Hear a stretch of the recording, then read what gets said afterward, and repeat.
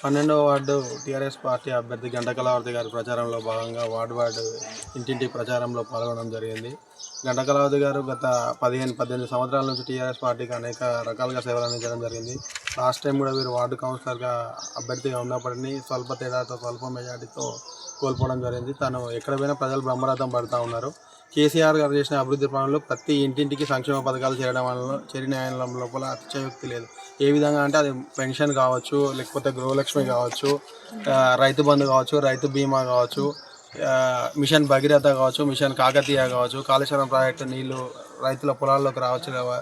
ఏ రకంగానైనా కానీ కేసీఆర్ గారి పథకాలు ప్రతి ఇంటికి చేరిన లోపల ఏ ఇంటికి పోయినప్పటికీ కేసీఆర్ గారిని ప్రతి ఒక్కరు గుర్తు చేస్తూ ఉన్నారు. ప్రత్యేకంగా రైతులు టీఆర్ఎస్ పార్టీకి బ్రహ్మరథం పట్టే విషయం లోపల ఉన్నారు. పరకాల మున్సిపాలిటీలో గంట కళావతి గారి అత్యధిక మెజార్టీతో గెలిచే సీట్ అని నేను చెప్పబోతా ఉన్నాను. అదేవిధంగా అభ్యర్థి కూడా అందరికీ అందుబాటులో ఉంటూ ఎవరికి ఏ సమస్య వచ్చినా తను పరిష్కరించే విధంగా అందరి దగ్గర మాట తీసుకుంటా ఉన్నాను. మహిళలు ప్రత్యేకంగా గంట కళావతి గారిని ప్రత్యేకంగా గుర్తించి వారికి కారు గుర్తుకే 2వ నెంబర్ బ్యాట్లో 2వ నెంబర్ సీరియల్ నెంబరు కారు గుర్తు కోటిస్తామని చెప్తా ఉన్నారు.